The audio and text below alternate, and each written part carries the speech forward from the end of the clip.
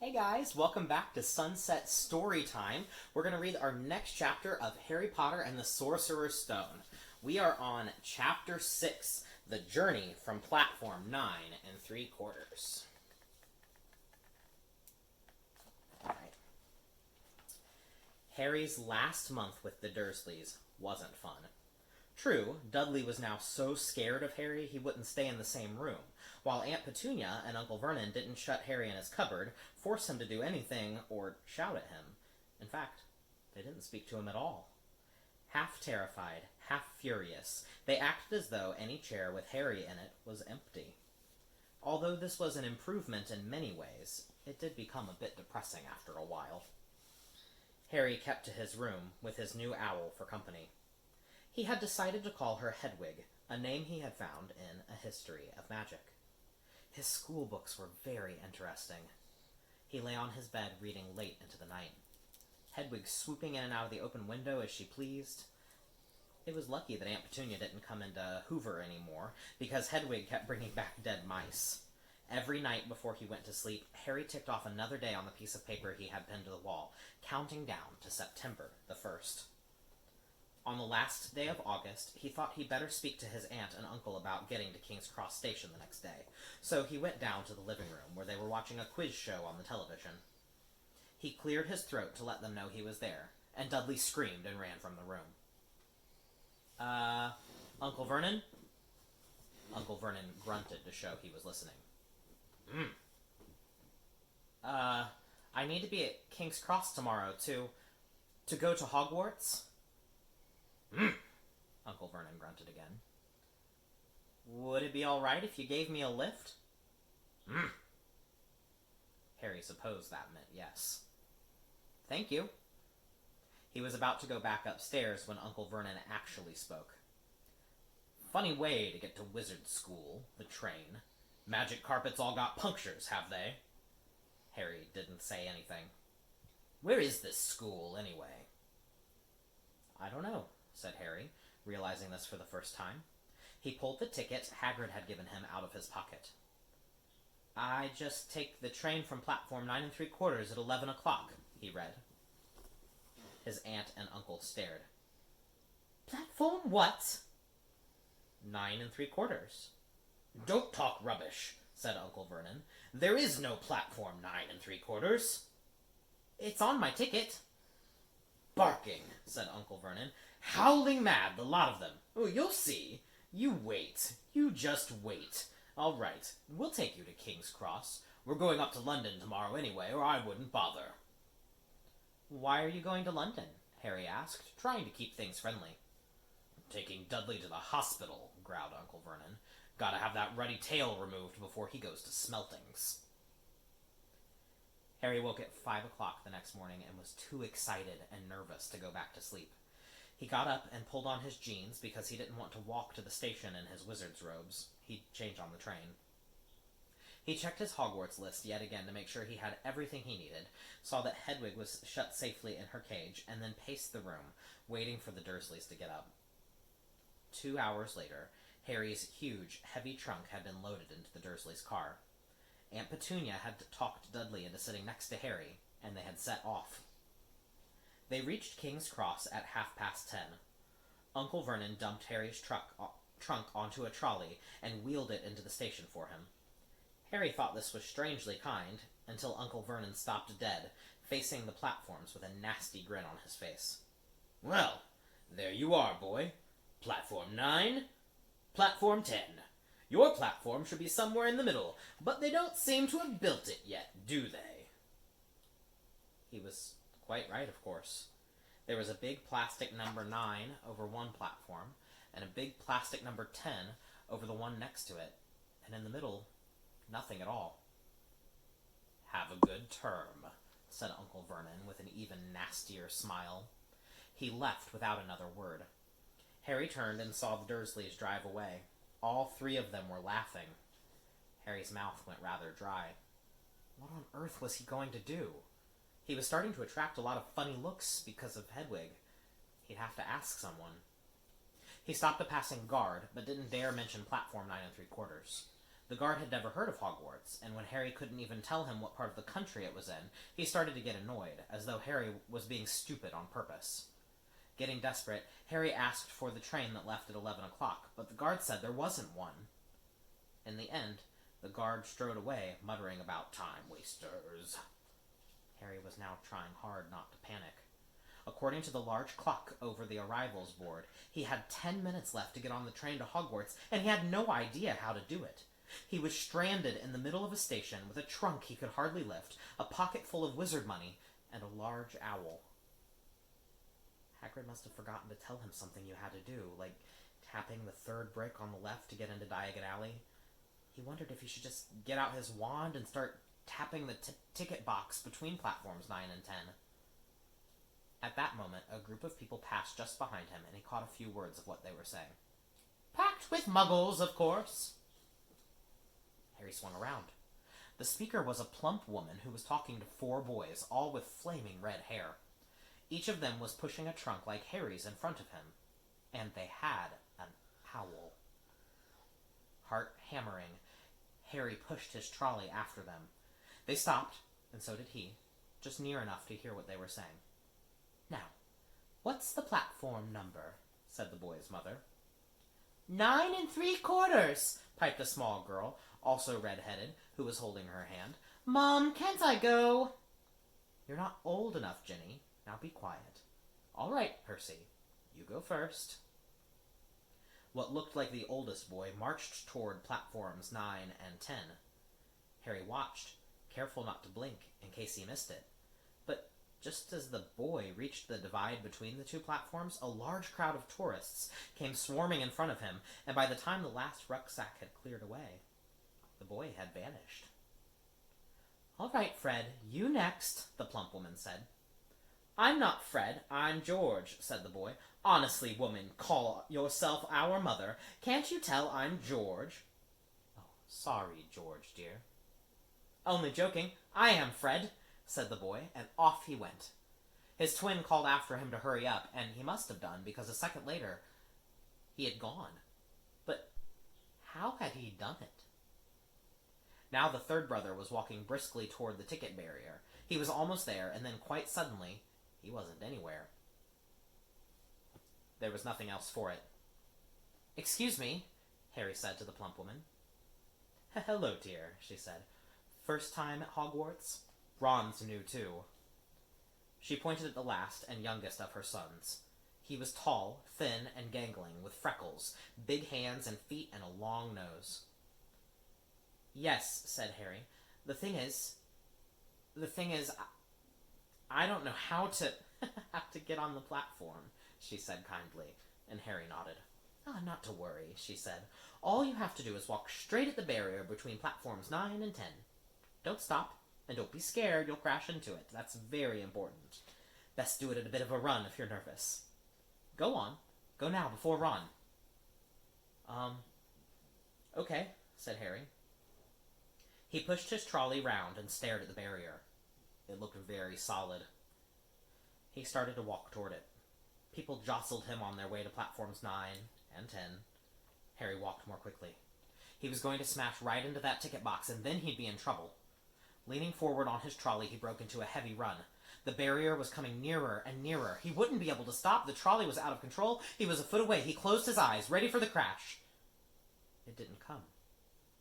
He kept on running. He opened his eyes. A scarlet steam engine was waiting next to a platform packed with people. A sign overhead said Hogwarts Express, 11 o'clock.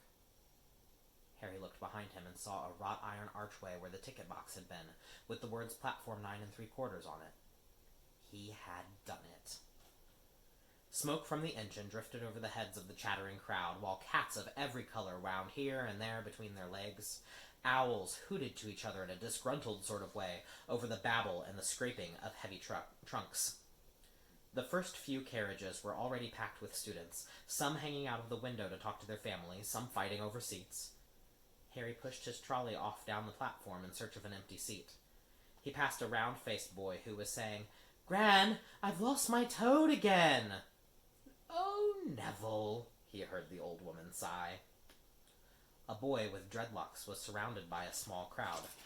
"Give us a look, Lee. Go on." The boy lifted the lid of a box in his arms, and the people around him shrieked and yelled as something inside poked out a long, hairy leg. Harry pressed on through the crowd until he found an empty compartment near the end of the train.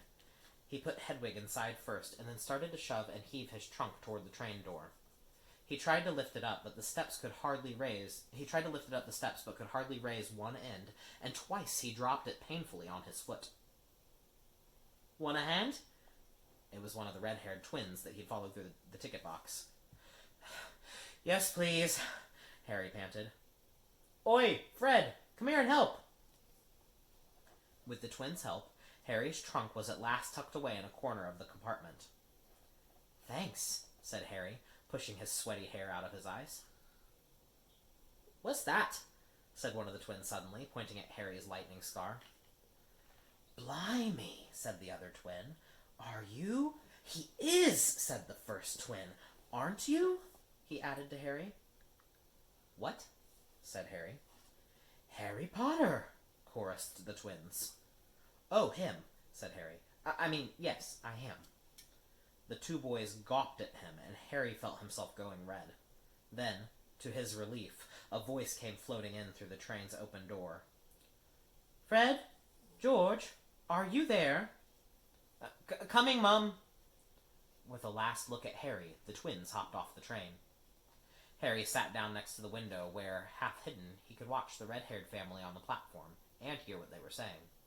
Their mother had just taken out her handkerchief. "Ron, you've got something on your nose." The youngest boy tried to jerk out of the way, but she grabbed him and began rubbing the end of his nose. "Mom, get off!" He wriggled free. "Aw, has Uncle Ronnie got something on his nosy?" said one of the twins.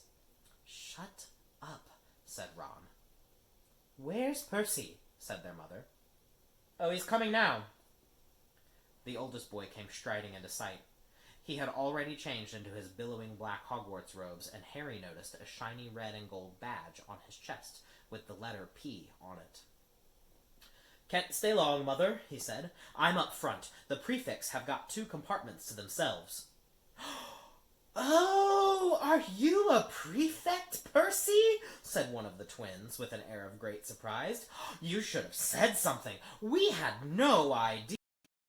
"Hang on, I think I remember him saying something about it," said the other twin. "Once. Or twice. A minute. All summer." "Oh, shut up," said Percy, the prefect. "How come Percy gets new robes anyway?" said one of the twins. "Because he's a prefect," said their mother fondly. "All right, dear. Well, have a good term. Send me an owl when you get there." She kissed Percy on the cheek, and he left. Then she turned to the twins.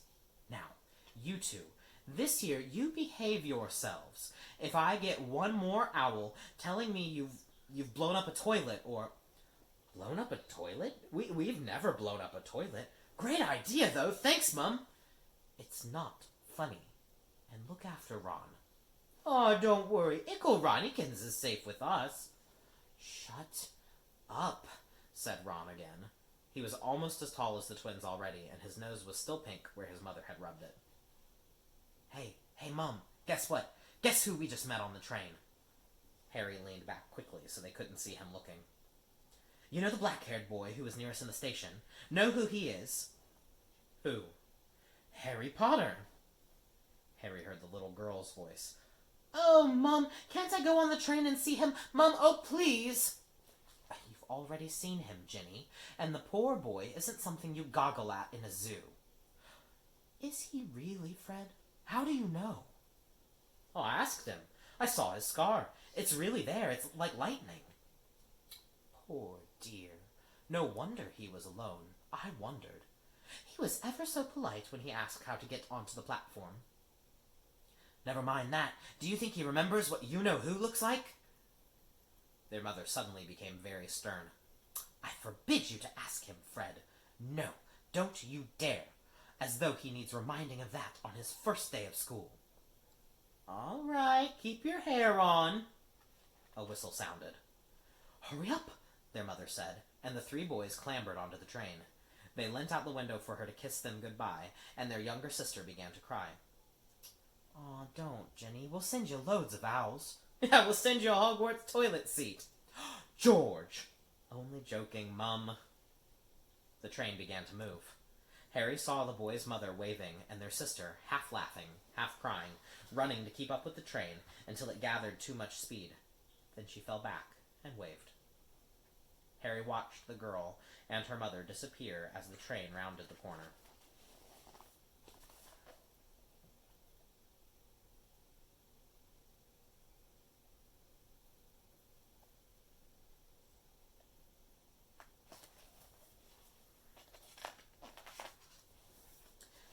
Houses flashed past the window. Harry felt a great leap of excitement. He didn't know what he was going to, but it had to be better than what he was leaving behind. The door of the compartment slid open, and the youngest red-headed boy came in. "Anyone sitting there?" he asked, pointing at the seat opposite Harry. "Everywhere else is full." Harry shook his head, and the boy sat down. He glanced at Harry, and then looked quickly out the window, pretending he hadn't looked. Harry saw he still had a black mark on his nose. "Hey, Ron!" The twins were back. "Listen, we're going to go down to the middle of the train. Lee Jordan's got a giant tarantula down there." "Right," mumbled Ron. "Harry," said the other twin, "did we introduce ourselves? Fred and George Weasley, and this is Ron, our brother. See you later, then." "Bye," said Harry and Ron. The twins slid the compartment door shut behind them. "Are you really Harry Potter?" Ron blurted out. Harry nodded. "Oh. Well, I thought it might be one of Fred and George's jokes," said Ron. "And have you really got... you know..." He pointed at Harry's forehead. Harry pulled back his fringe to show the lightning scar, and Ron stared. "So that's where you know who?" "Yes," said Harry, "but I can't remember it." "Nothing?" said Ron eagerly.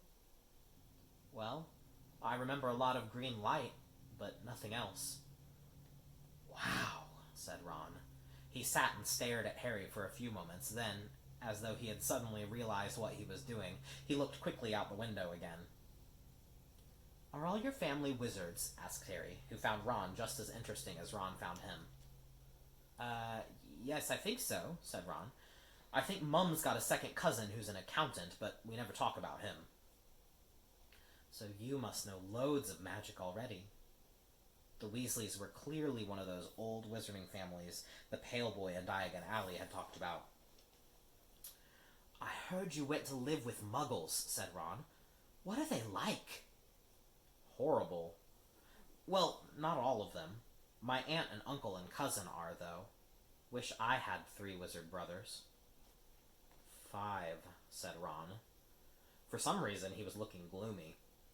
"I'm the 6th in our family to go to Hogwarts. You could say I've got a lot to live up to. Bill and Charlie have already left. Bill was head boy, and Charlie was captain of Quidditch. Now Percy's a prefect. Fred and George mess around a lot, but they still get really good marks, and everyone thinks they're really funny. Everyone expects me to do as well as the others, but if I do, it's no big deal because they did it first. You never get anything new either with 5 brothers. I've got Bill's old robes, Charlie's old wand, and Percy's old rat." Ron reached inside his jacket and pulled out a fat gray rat, which was asleep. "His name's Scabbers, and he's useless. He hardly ever wakes up. Percy got an owl from my dad for being made a prefect, but they couldn't afford... I got Scabbers instead." Ron's ears went pink. He seemed to think he'd said too much because he went back to staring out the window. Harry didn't think there was anything wrong with not being able to afford an owl. After all, he'd never had any money in his life until a month ago, and he told Ron so, all about having to wear Dudley's old clothes and never getting proper birthday presents. This seemed to cheer Ron up. "And until Hagrid told me, I didn't know anything about being a wizard, or about my parents, or Voldemort." Ron gasped. "What?" said Harry. "You said you know whose name," said Ron, sounding both shocked and impressed. "I'd have thought that you, of all people, would..." "I'm not trying to be brave or anything, saying the name," said Harry. "I just never knew you shouldn't. See what I mean? I've got loads to learn. I bet, he added, voicing for the first time something that had been worrying him a lot lately. I bet I'm the worst in the class. Oh, you won't be. There's loads of people who come from Muggle families, and they learn quick enough. While they had been talking, the train had carried them out of London. Now they were speeding past fields of cows and sheep. They were quiet for a time, watching the fields and lanes flick past. Around 12:30, there was a great clattering outside in the corridor, and a smiling, dimpled woman slid back the door and said, "Anything off the trolley, dears?" Harry, who hadn't had any breakfast, leapt to his feet, but Ron's ears went pink again, and he muttered that he'd brought sandwiches. Harry went out into the corridor. He'd never had any money for sweets with the Dursleys, and now that he had pockets rattling with gold and silver, he was ready to buy as many Mars bars as he could carry. But the woman didn't have Mars bars. What she did have were Bertie Bott's Every Flavor beans, Drooble's Best Blowing Gum, chocolate frogs, pumpkin pasties, cauldron cakes, licorice wands, and a number of other strange things that Harry had never seen in his life. Not wanting to miss anything, he got some of everything, and paid the woman 11 silver sickles and 7 bronze knuts. Ron stared at Harry as he brought it all back into the compartment and tipped it onto an empty seat. "Hungry, are you?" "Starving," said Harry, taking a large bite out of a pumpkin pasty. Ron had taken out a lumpy package and unwrapped it. There were 4 sandwiches in there. He pulled one of them apart and said, "She always forgets I don't like corned beef." "Swap you for one of these," said Harry, holding up a pasty. "Go on." You don't want this, it's all dry," said Ron. "She hasn't got much time," he added quickly, with 5 of us." "Go on, have a pasty," said Harry, who had never had anything to share before, or, indeed, anyone to share it with. It was a nice feeling, sitting there with Ron, eating their way through all Harry's pasties and cakes. The sandwiches lay forgotten. "What are these?" Harry asked Ron, holding up a pack of chocolate frogs. "They're not really frogs, are they?" He was starting to feel that nothing would surprise him. "No," said Ron, "but see what the card is. I'm missing Agrippa." "What?" "Oh, of course, you wouldn't know. Chocolate frogs have cards inside them, to collect. Famous witches and wizards. I got about 500. But I haven't got Agrippa or Ptolemy." Harry unwrapped his chocolate frog and picked up the card. It showed a man's face. He wore half-moon glasses, had a long crooked nose, and flowing silver hair, beard, and mustache. Underneath the picture was the name, Albus Dumbledore. "So this is Dumbledore," said Harry. "Don't tell me you've never heard of Dumbledore," said Ron. "Can I have a frog? I might get Agrippa. Thanks."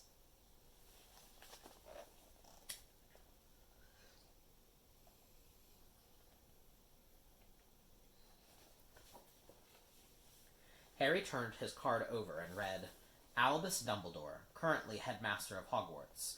Considered by many the greatest wizard of modern times, Professor Dumbledore is particularly famous for his defeat of the dark wizard Grindelwald in 1945, for the discovery of the uses of dragon's blood, and his work on alchemy with his partner, Nicholas Flamel. Professor Dumbledore enjoys chamber music and ten-pin bowling." Harry turned the card back over and saw, to his astonishment, that Dumbledore's face had disappeared. "He's gone." "Well, you can't expect him to hang around all day," said Ron. "He'll be back."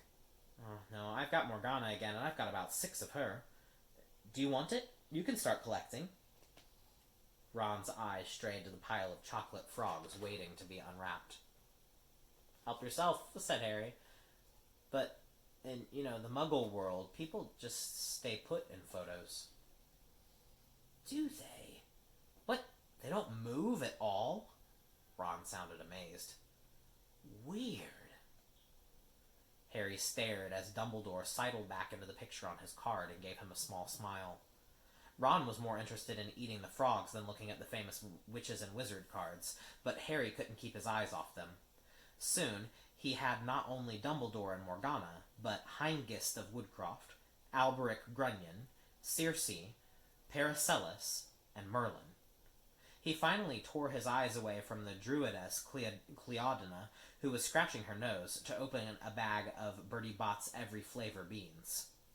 "Oh, you want to be careful with those," Ron warned Harry. "When they say every flavor, they mean every flavor. You know, you get the ordinary ones, like chocolate and peppermint and marmalade, but then you can get spinach and liver and tripe. George reckons he got a bogey-flavored one once." Ron picked up a green bean, looked at it carefully, and bit into a corner. "Ugh! See? Sprouts!" They had a good time eating the every flavor beans. Harry got toast, coconut, baked bean, strawberry, curry, grass, coffee, sardine, and was even brave enough to nibble the end off a funny gray one Ron wouldn't touch, which turned out to be pepper. The countryside was now flying past the window and becoming wilder. The neat fields had gone. Now there were woods, twisting rivers, and dark green hills. There was a knock on the door of the compartment, and the round-faced boy Harry had passed on the platform had come in. He looked tearful. "Sorry," he said, "but have you seen a toad at all?" When they shook their heads, he wailed, "I've lost him! He keeps getting away from me." "Oh, he'll turn up," said Harry. "Yes," said the boy miserably. "Well, if you see him..." He left. "Don't know why he's so bothered," said Ron. "If I'd brought a toad, I'd lose it as quick as I could. Mind you, I brought Scabbers, so I can't talk." The rat was still snoozing on Ron's lap. "He might have died and you wouldn't know the difference," said Ron in disgust. "I tried to turn him yellow yesterday to make him more interesting, but the spell didn't work. I'll show you. Look." He rummaged around in his trunk and pulled out a very battered-looking wand. It was chipped in places, and something white was glinting at the end. "Unicorn hair's nearly poking out." Anyway, he had just raised his wand when the compartment door slid open again. The toadless boy was back, but this time she had a girl with him. She was already wearing her new Hogwarts robes. "Has anyone seen a toad? Neville's lost one," she said. She had a bossy sort of voice, lots of bushy brown hair, and rather large front teeth. "We already told him that we haven't seen it," said Ron, but the girl wasn't listening. She was looking at the wand in his hand. "Oh, are you doing magic? Let's see it, then." She sat down. Ron looked taken aback. All right." He cleared his throat. "Sunshine, daisies, butter mellow, turn this stupid fat rat yellow." He waved his wand, but nothing happened. Scabbers stayed gray and fast asleep. "Are you sure that's a real spell?" said the girl. "Well, it's not very good, is it? I've tried a few simple spells just for practice, and they all worked for me. Nobody in my family's magic at all. It was ever such a surprise when I got my letter. But I was ever so pleased, of course. I mean, it's the very best school of witchcraft there is, I've heard. I've learned all our set books off by heart, of course. I just hope it will be enough. I'm Hermione Granger, by the way. Who are you?"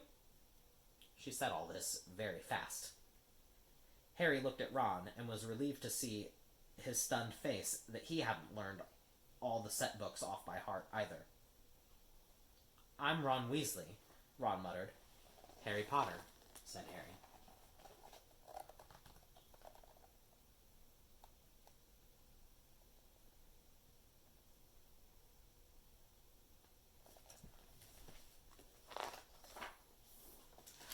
"Are you really?" said Hermione Granger.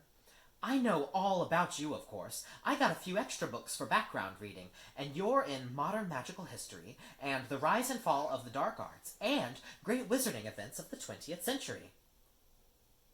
"Am I?" said Harry, feeling dazed. "Goodness, didn't you know? I'd have found out everything I could if it was me," said Hermione. Do either of you know what house you'll be in? I've been asking around, and I hope I'm in Gryffindor. It sounds by far the best. I heard Dumbledore himself was one, but I suppose Ravenclaw wouldn't be too bad. Anyway, we'd better go look for Neville's toad.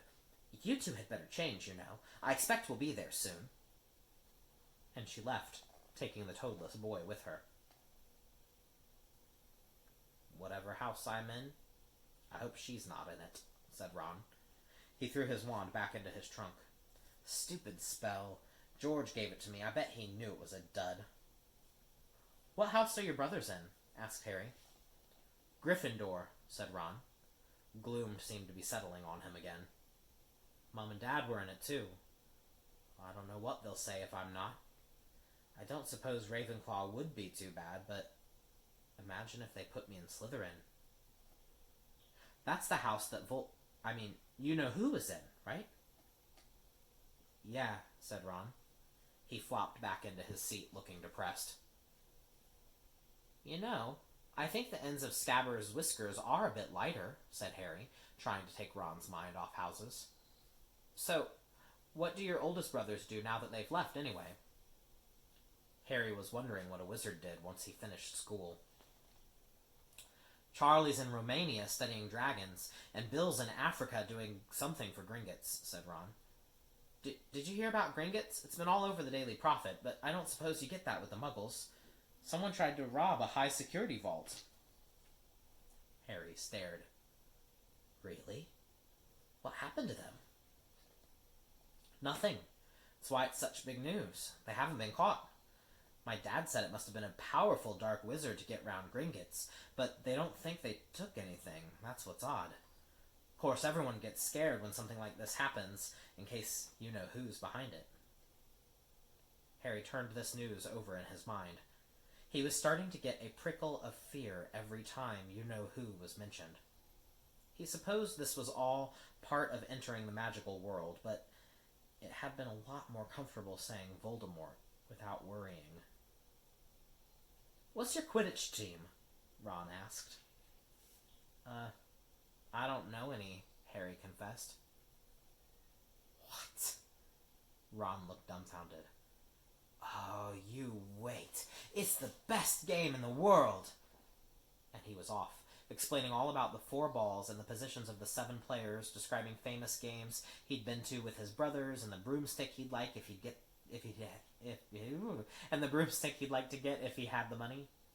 He was just taking Harry through the finer points of the game when the compartment door slid open yet again, but it wasn't Neville the Toadless Boy, or Hermione Granger this time. 3 boys entered, and Harry recognized the middle one at once. It was the pale boy from Madame Malkin's robe shop. He was looking at Harry with a lot more interest than he'd shown back in Diagon Alley. Is it true, he said. They're saying all down the train that Harry Potter's in this compartment. So it's you, is it? Yes, said Harry. He was looking at the other boys. Both of them were thick-set and looked extremely mean. Standing either side of the pale boy, they looked like bodyguards.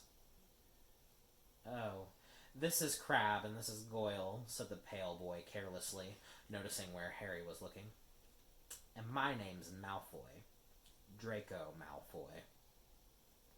Ron gave a slight cough, which might have been hiding a snigger. Draco Malfoy looked at him. Think my name's funny, do you? No need to ask who you are. My father told me all the Weasleys have red hair, freckles, and more children than they can afford. He turned back to Harry. You'll soon find out some wizarding families are much better than others, Potter. You don't want to go making friends with the wrong sort. I can help you there. He held out his hand to shake Harry's, but Harry didn't take it. I think I can tell who the wrong sort are for myself, thanks, he said coolly. Draco Malfoy didn't go red, but a pink tinge appeared in his pale cheeks. I'd be careful if I were you, Potter, he said slowly. Unless you're a bit politer, you'll go the same way as your parents. They didn't know what was good for them, either. You hang around with riffraff like the Weasleys and that Hagrid, and it'll rub off on you. Both Harry and Ron stood up. Ron's face was as red as his hair. "Say that again," he said. "Oh, you're gonna fight us, are you?" Malfoy sneered. "Unless you get out now," said Harry, more bravely than he felt, because Crabbe and Goyle were a lot bigger than him or Ron. "But we don't feel like leaving, do we, boys? We've eaten all our food, and you still seem to have some." Goyle reached toward the chocolate frogs next to Ron. Ron leapt forward, but before he'd so much as touched Goyle, Goyle let out a horrible yell. Scabbers, the rat, was hanging off his finger, sharp little teeth sunk into Goyle's knuckle. Crabbe and Malfoy backed away as Goyle swung Scabbers round and round, howling, and when Scabbers finally flew off and hit the window, all three of them disappeared at once. Perhaps they thought there were more rats lurking among the sweets, or perhaps they'd heard footsteps, because a second later, Hermione Granger had come in. "What has been going on?" she said, looking at the sweets all over the floor and Ron picking Scabbers up by his tail. "I think he's been knocked out," Ron said to Harry. He looked closer at Scabbers. "No, I don't believe it. He's gone back to sleep." And so he had. "You've met Malfoy before?" Harry explained all about their meeting in Diagon Alley. "I've heard of his family," said Ron darkly. "They were some of the first to come back to our side after you-know-who disappeared. Said they'd been bewitched. My dad doesn't believe it. He said Malfoy's father didn't need an excuse to go over to the dark side." He turned to Hermione. "Can we help you with something?" "You'd better hurry up and put your robes on. I've just been up to the front to ask the driver, and he says we're nearly there. You haven't been fighting, have you? You'll be in trouble before we even get there." "Scabbers has been fighting, not us," said Ron, scowling at her. "Would you mind leaving while we change?" "All right. I only came in here because people outside are behaving very childishly, racing up and down the corridors," said Hermione in a sniffy voice. "And you've got dirt on your nose, by the way. Did you know?" Ron glared at her as she left. Harry peered out the window. It was getting dark. He could see mountains and forests under deep purple sky. The train did seem to be slowing down. He and Ron took off their jackets and pulled on their long black robes. Ron's were a bit short for him, and you could see his trainers underneath them. A voice echoed through the train. "We will be reaching Hogwarts in 5 minutes' time. Please leave your luggage on the train. It will be taken to the school separately." Harry's stomach lurched with nerves, and Ron, he saw, looked pale under his freckles. They crammed their pockets with the last of the sweets and joined the crowd thronging in the corridor. The train slowed right down and finally stopped. People pushed their way toward the door and out onto the tiny dark platform. Harry shivered in the cold night air. Then a lamp came bobbing over the heads of the students, and Harry heard a familiar voice. "First years? First years over here. All right there, Harry?" Hagrid's big, hairy face beamed over the sea of heads. "Come on, follow me. Any more first years? Mind your step now. First years, follow me." Slipping and stumbling, they followed Hagrid down what seemed to be a very steep, narrow path. It was so dark either side of them that Harry thought there must be thick trees there. Nobody spoke much. Neville, the boy who kept losing his toad, sniffled once or twice. "You'll get your first sight of Hogwarts in a sec," Hagrid called over his shoulder.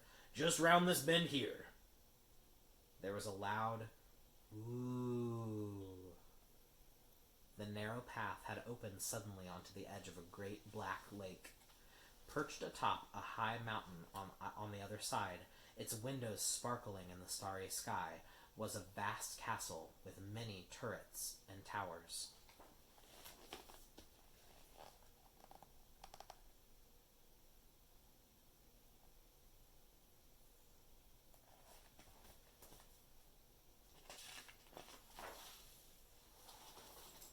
"No more'n 4 to a boat," Hagrid called, pointing to a little fleet of boats sitting in the water by the shore. Harry and Ron were followed into their boat by Neville and Hermione. "Everyone in?" shouted Hagrid, who had a boat to himself. "Right then. Forward!"